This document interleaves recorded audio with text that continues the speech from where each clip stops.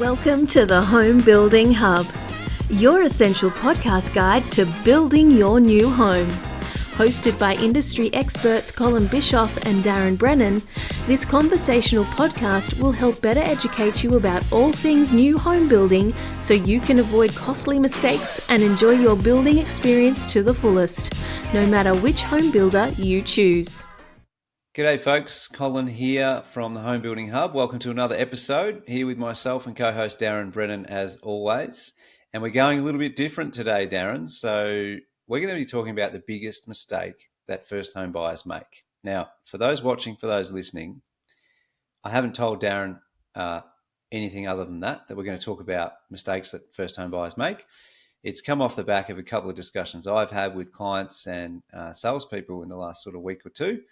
And normally we do take a few notes and we are prepared somewhat. Most of it's conversational. In this case, we've got zero notes. Maybe we'll agree on some things, Darren. Maybe we won't. But I think we're going to provide some good value to you, the first home buyer that is watching or listening. Please take some of this and utilize it in the purchase of your first home. So, Darren, how are you feeling today, buddy? Ready for this one? Oh, mate, you're throwing me in the gun. So Yep. It'll be good. It'll be good, mate. I like a bit of winging it, ad hocing it, as they say. Yep. Mate, let's rip in, eh? So where are you heading here, Cole? I'm feeling ambushed, but I like it. Let's do it. So I had a couple of chats the other week, and we've done a fair bit for first home buyers on this podcast in terms of, we're not just first home buyers, but any buyer, new builds, in terms of like what to do, how to do it, process to follow, how do quotes work, how do plans work, like everything. Someone said to me the other day, that first home buyers should be treated completely differently to investors. And they were adamant that that's the truth in their mind. They're completely different types of buyers and things like that. And I thought to myself, I don't know if I agree with that because the company I'm with at H&L Victoria, we deal with first home buyers a lot. We deal with investors a lot. I would argue that the best product that a first home buyer can get, the best hat to put on would be an investment hat. And the reason I say that is we do, and when I'm talking about this, Darren, I'm talking about the bulk of first home buyers who are just scraping together the money to get the budget achieved and get themselves into a home. I'm not talking about the ones that are potentially already cashed up, maybe them and their partner are earning good dollars and they're a bit older or whatever it may be. Like those are the exception to the rule. I'm talking about the common first home buyer. It's better to get yourself into a house, no matter what that house is, get it built, get moved in and build some equity. And I think that's something we get your point shortly, Darren. I think we'll both agree on that. But for me, I always tell a first home buyer, and I think the biggest mistake that you make as a first home buyer is you try to build a bigger house on a bigger block in a more expensive location than you can actually afford. And that hinders your ability to go and do the next one. So I'm quite passionate about this subject, Daz, because I do see first home buyers make this mistake all the time. I chatted to a client yesterday, and he's like, I want to increase the ceiling heights to three meters through here, and I want to do this, and I want to do that, and I want all these things in this first home, and this is 18 square. It's not a big house, 18 square first home. And I'm like, mate, what are you doing? Like, why do you need a 3 meter ceiling through like I don't understand why you need these things. Basketball ringing. He's adding 20, 30 grand of stuff that he just doesn't need. Yeah. And on a budget. So the point of this episode is conversational to give you guys some tips and insights. So first and foremost, Darren, I believe the biggest mistake is that first home buyers are trying to buy something that's out of their range, out of their reach, and they shouldn't. This is not the home that they're going to necessarily live in for the rest of their life. It's a home they need to get a block, get a house, get a price, get it built, moved in 1 year, 2 years, then rent it out, then sell it and move on to the next one.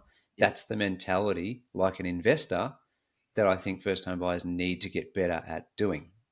I think when you're talking to Cole about them stretching their budget, it's more so maybe them holding out, trying to save their way to that bigger home, that bigger block, etc., rather than using the investment style strategy of let's get started, let's do something smaller and build towards that.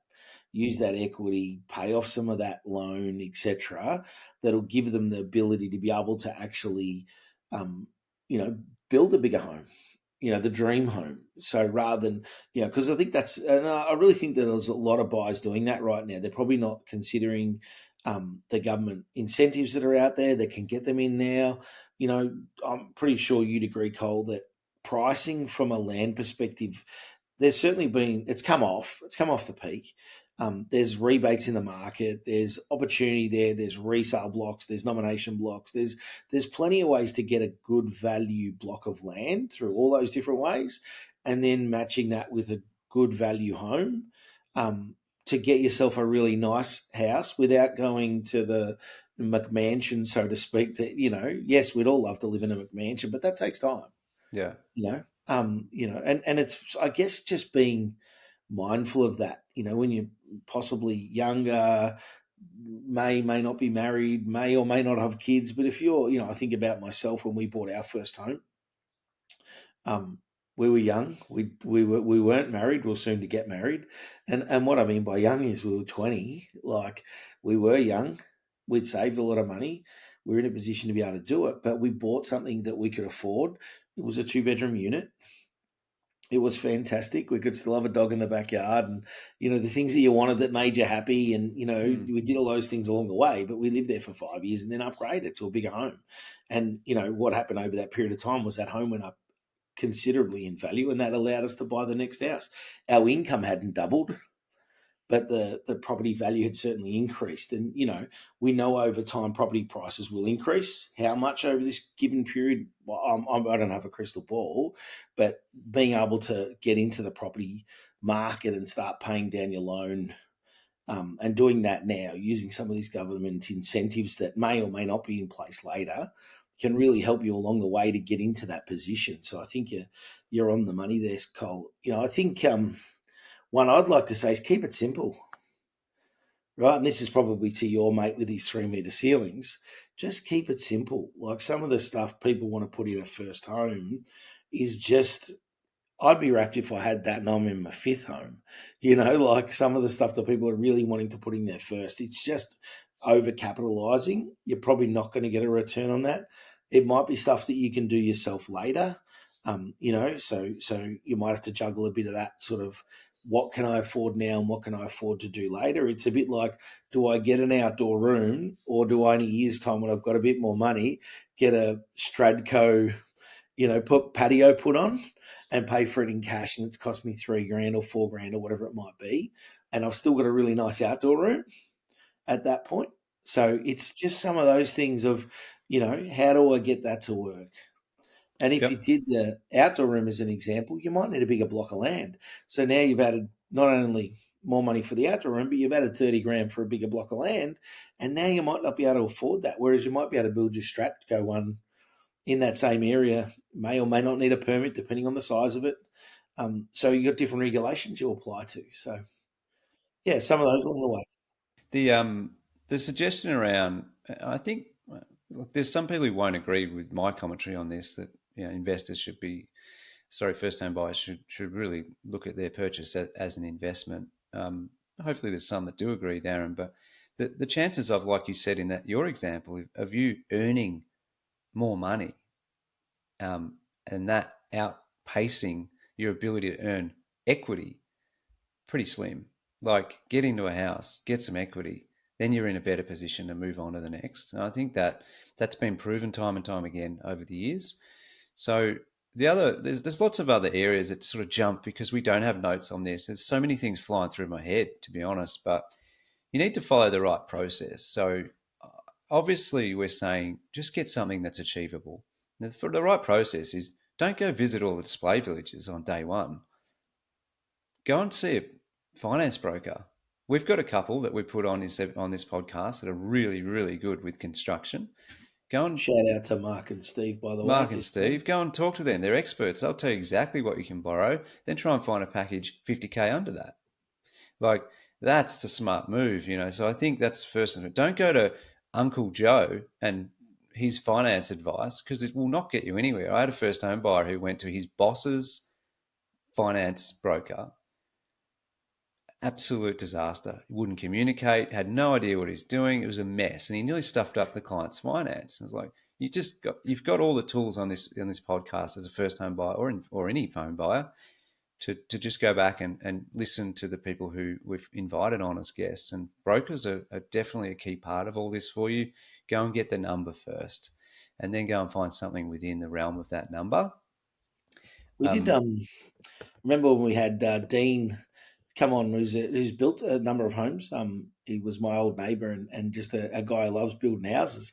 And he spoke about how when they were first home buyers and some of that process, and just being mindful of some of that. So again, great episode to go back and listen to. Look up the one about Dean Travolorelli. And just good to hear his process of it's exactly where you're heading, Cole, is just being smart along the way. Get the right advice. Don't overcapitalize. Get in as soon as you can, so that the sooner you're in the market, the more chance you've got of growing with the market. We know it's come off the peak, so you've got that sort of stuff in line. Yeah. There's some really good reasons to be making a decision to get into your first home now, if you can afford it, or finding an option that you can afford. More to the point is realigning your expectations that they are in line with your borrowing capacity. And, if you can do that, and we were just talking before, Cole, we've just launched some 2-bedroom homes that are really, really well priced in Ballarat. And, so for someone, that's not for everybody, but for someone who's just happy to get into the market, what a great start. Our first home was a 2-bedroom home. It was a 2-bedroom unit. So it's not a bad place to start, and then the next home becomes bigger, the next home becomes bigger. Hopefully get to your dream home. I'm in my dream home now. I don't want to move. I'm here for as long as I can possibly be in this home, I'll be in this home, so that's sort of, where you get to, I guess. Yeah, totally agree. And I think with the process, you mentioned a little bit earlier, keeping it simple as well. So one of the things, when I think about an investor that we talk to all day, every day, and what they're really looking for, there are two types of investors. There are the ones who are emotionally connected to their investment, which is a huge mistake, and the same mistake that we're telling you as a first home buyer not to make. And then there are those who go, I know what my numbers are. It doesn't matter where it is. It doesn't matter what it is. Just keep it within that budget that I can afford. Now, numbers are one thing, right? But I think what I've learned over the time is that the core advantage or the other core thing they're looking for as an investor is ease, is simplicity, is ease of transaction, is just to take away all the headaches. Like, don't add more time in my day to do this. You're the expert. That house, that block, that price, got it. I'll sign the contract. I'll get the finance. I'll pick a color palette and off I go. I find that once we deliver that to an investor, they're quicker to permit because there's less mucking around with structural. They don't make any structural changes. They just go bang, that good, fantastic. It's got 4 beds, double garage. I'm happy. They pick a color palette, so they go straight to contract. Like within days, they're signed a contract. Within 2 months, maybe a touch over, we're already applying for a permit. Like, they're jetting through the system. And if it's titled land, they're on site not long after, and they're building this house and they're starting to get a renter in so much faster. While first home buyers and owner-occupied buyers, or people making structural changes, or people want to upgrade everything, they're still fluffing around with post-contract variations, and they're not even at a permit yet. And I see that happen all the time. So hopefully that's the crux of this message, is that if you can keep it really, really open and honest and simple with yourself in terms of needs versus wants, is what we've always said, Darren. Focus on your needs. Like, if you want a 40 mil stone benchtop, you don't need one. 20 mil, perfect. Don't get 2.7 ceiling height. Maybe get 2.5, perfect. Just stick with those needs, because there are some in terms of that future rental income that will make a difference. But talking to a valuation guy who came through our house a few weeks back, I was just intrigued to see what he considered added value. And he's like, none of that adds any value. He didn't care about any of that stuff. It was the bricks and the mortar. How big is it? What's it got bedroom wise? What's it got? This, that. And yeah. And how many square meters of land is it on? He did not care about it had nice Caesar stone, or whether it was this high or this high, or So hopefully that's come across the right way, Darren. That people understand. That's a couple of I points just, from my end. I Yeah, said we didn't have any notes. I just wrote down a few notes and sort of hopefully thinking that how does that line up? So I think if I was to summarize a little bit here, Cole, it'd be number one, speak to your broker or speak to a broker who's an expert in, if you're wanting to build, who's an expert in construction loans yep, and has dealt with a lot of first home buyers. definitely. We mentioned Mark and Steve; they're both fantastic. They're exactly that, those people, right? I think number two, be willing to sacrifice.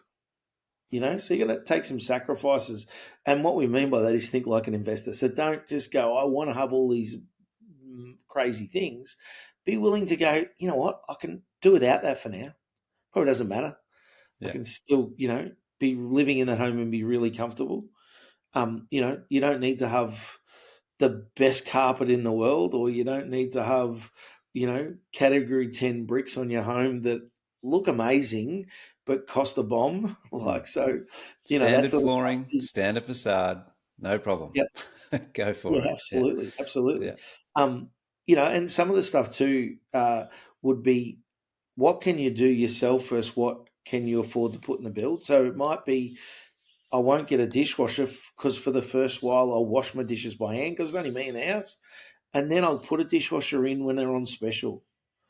Something like that. Easy example. It could be that, you don't get blinds if they're not included in the home, but then you could install them yourselves. You could go to Spotlight, or you could have someone come in and install them for a small cost, depending on what you like. And I know I've known people to do both.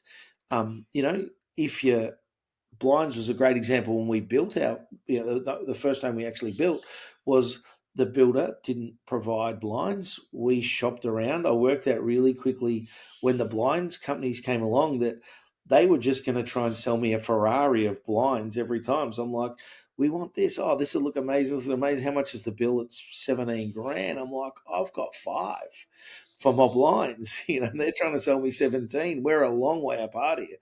We ended up paying about 6.5 and got exactly what we wanted within reason, and we compromised. So we said these areas are really important to us. These other areas can have roller blinds, and the areas that are important looked amazing. They had drapes, they had shears, they had all that stuff. So you just have to make some compromise to get to a good outcome. So be willing to sacrifice, start small and grow. So this is just, don't be afraid to wind back the size of your home, the size of your land. Remember, as a first home buyer, you've got to look after it. If this is the first home you've ever lived in, you've got to mow your lawns. So if you've got a massive backyard, you don't want to have to care for that. So maybe have a slightly smaller block of land, so you don't have to do those things. And then the other one is, remember you're a first home buyer. This is not your forever home, most likely. So that being the case, also think about who's the buyer of your home later. It's probably a first home buyer. So keep it matching what they're going to be able to afford to buy as well, because that'll get them, and as time progresses, people know they're going to have to pay a little bit more. You've got that little bit of equity, and then you use that equity to go on and build your next home. So that sort of summarizes it pretty well, Cole. I mean, it is your first home, and probably with that finance piece is, there is a lot of government incentives out there. You just got to know about them. So if you don't know about them, you won't be applying for them. So again, if your broker's not telling you about a number of those, do your own research. Go back to the episode that Steve Matsoukas was on talking about finance. He spoke about a lot of those. Reach out to us if you want some advice on any of that stuff, and we can point you in the right direction. But don't be afraid to use that as well, because it's going to help save you some money and get you into the market sooner, which would be great. yep. Last thing I'd add, Darren, is, and this is going to promote, I guess, what we offer versus others in a way, but it's quite helpful for an investor, and therefore I think a first home buyer, is that if you're not up for doing your own blinds, you're not up for doing your own landscaping and all those things, there are companies around like ours where you can get what's called a full turnkey house and land package. Absolutely. And not to promote us, it doesn't matter, like that part there's more than just us who do it. It's in terms of what I said before, that ease and simplicity. It's just less headaches. You're like, well, it's already done. It's in the price, and I get to grab the key and move in. That's a huge benefit, I guess, we promote, is that it's all it's not headaches you have to worry about after you get a key, move in, and you still got to do all the landscaping and all the fencing and all that sort of stuff, clothesline and letterbox. So I think if it'd be worth seeing both. I mean, getting quotes from a builder who just gives you the build, but also look at full turnkey options as well, if that can fit in your budget, because it's not greatly more. The landscaping fencing rates that we get as a result of doing so many, Darren, it's really, really much, much cheaper than what you can go and get as an individual. So it works out quite positively in that sense. But do what's right for you, and the numbers that are there. And I think everything else you covered, Darren, absolutely, totally agree. So there you go. 20 minutes. I think, a bit of passion in that one. I think it's just important. We want you as a first home buyer to do the right thing. And the message has to be clear, is that the best time to buy is, well, if it's not today, then do it tomorrow. Like, I think get I think amongst it. Yeah. one other part right now is interest rates are likely at their peak. And again, a little bit of talk, maybe they might go up, but more likely that they're going to come down. The joys if you're borrowing now as well and you're at the peak, things will only get easier. Yeah. So if you do buy a home now and you can make it work and you can, be happy at that, things will get easier as interest rates come back. So, it's going to save you every time there's an interest rate cut, might save you, $100 a month, $150 a month or something like that. And pretty quickly, you get 3 or 4 of those and you've got, $500 more a month in your pocket that you can then, use, put onto your loan, build some equity quicker, etc., or just live a bit more comfortably. So if you can make it work, the positives are definitely there for what's to come, So, would certainly be encouraging people to be looking at that. Beautiful. Well, hopefully there's some value in there for you guys. Thank you again for watching and listening. As always, if there's any questions, please just jump on to homebuildinghub.com.au and leave a question there for myself and Darren. We'll come back to you. Please leave us a 5-star review on the platform you're watching or listening on. That will be really helpful, and share it with someone that might find this podcast valuable as well. So we've got plenty of episodes that will help you if you just track back through those different topics, etc. So hopefully you found this one valuable, and we look forward to seeing you guys on the next one. Thanks. Cheers. Thanks for listening to the podcast, guys. And just our disclaimer, whilst we're all about providing value to you, this podcast should not be considered as legal or financial advice. It contains general information only, and you should seek out independent professional advice on your personal situation before making any legal or financial decisions. 1, 2,